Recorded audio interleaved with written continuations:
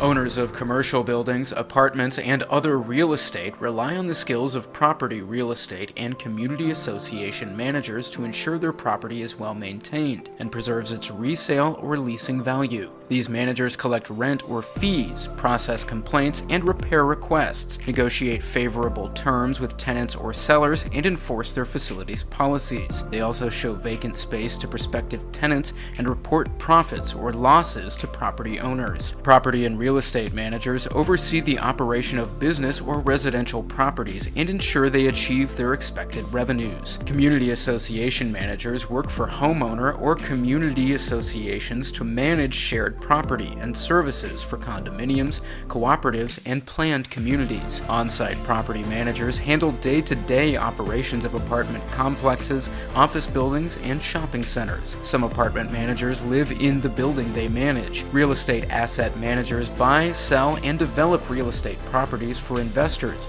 to ensure the portfolio of holdings remains profitable. Most property, real estate, and community association managers work full-time, splitting their time between an office and off-site at meetings and inspections. A high school diploma plus several years related work experience is needed for entry-level positions. Although many employers prefer to hire college graduates, a real estate license is required for some positions.